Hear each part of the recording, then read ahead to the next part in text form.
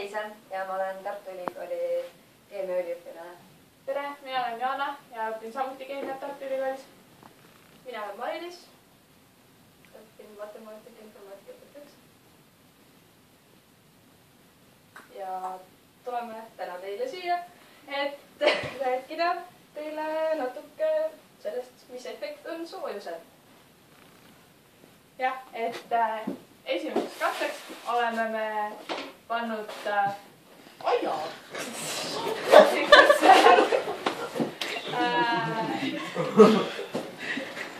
kuuma vee ja mul on siin termokindla peal, nagu te aru saite, siis oli väga külm, ma ei öelnud ai niisama. Ühe hästi külma aine, kas keegi oskab pakkuda, mis see on? Need on lämmastik. Kindlasti, sest et on ju tahke. Mõne. Vaata. Tahkelämmastik. Tahkelämmastik. Jaa. Et tegelikult oli see siis kuiv jää või siis keemilises mõttes tahkesüsihappegaas. Aga miks ta mul termokindla peal oli? Sa panite kindla peale. Sa proovisid palja käega ja oli valus? Jaa, ja miks see valus oli? Sa proovisid palja käega? Ja miks ta oli palja käega proovides valus? Ta hammustas. Ja kui see hammustabki meid, seepärast on hästi külm. Ta on -78 kraadi ja külva ja kuuma kõrvetused on siis samaväärsed. Aga nagu te näete, siis siit hakkab tekkima udu. Aga mis te arvate, kas see udu on tekitatud selle süsihappegaasi poolt, mis siit tuleb, või pigem on see veeaur?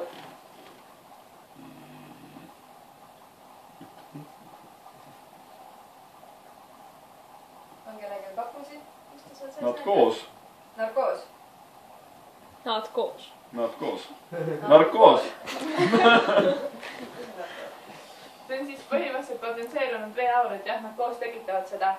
Aga mida meie näeme, on siis need pisikesed veemullikesed hiljem. Seal on siis näha, et kuna tekib see gaas, mis enam ei mahu sinna ära, kõik voolast välja. Samamoodi on võimalik teha ka tahketega. Et praegu siin on siuke rõgas ja kuul. Näete, need lähevad siit ilusti läbi. Et kas on mingit vabatahtlikku ka, kes nagu tahab proovida, et need lähevad siit ilusti läbi? Näiteks esimene siit, nii, no proovi. Lähevad ilusti läbi ja väga hea. Aga nüüd proovime, kui näiteks kuumutada seda kuuli äkki Maris aitab või Joana. Gaasi põletiga ja siis kuumutada seda.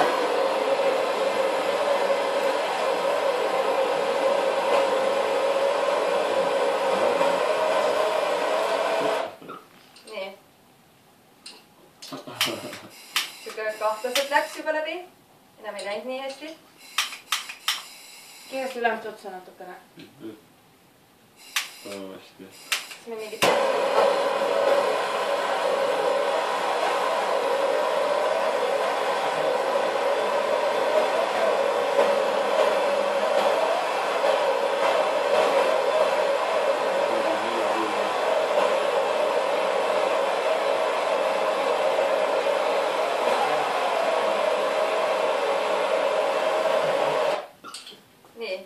Ja nüüd on väga raske.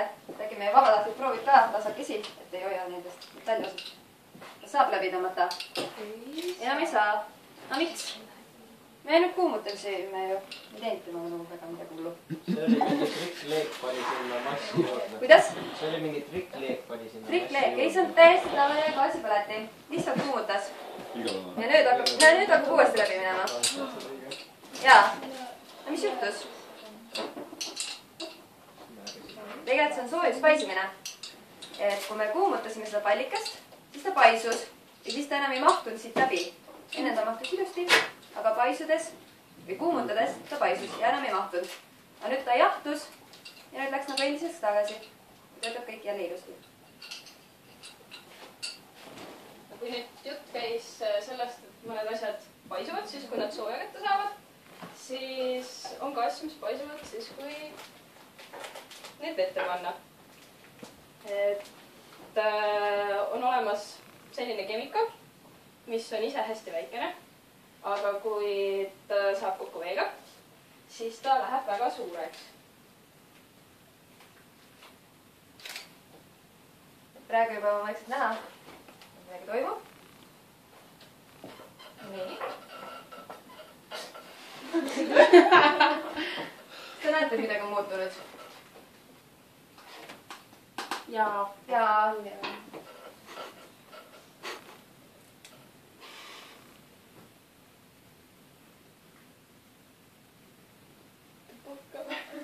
teeme kokku ka. jaa, ei ma mõtlesin sealt tule. Millega lõpeb iga teadusprojekti etendus? sellega, et me paneme Aplausiga. kõik panevad jaa, aga kõrvad enne kinni. aplausi on siis pauk.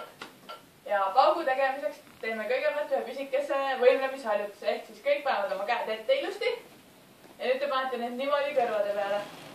Sest et kui te panete nad niimoodi kõrvade peale ja te peaksite ehmatuma, siis te teete automaatselt nagu. Te võite endale Te haiget võite endale haiget teha, sest te teete niimoodi tavaliselt. Nii, ehk siis, kus mu käed on? Aitäh. Kõigil on kõrvad kinni. Ma ei taha teha seda. Ära mind ära tõmba.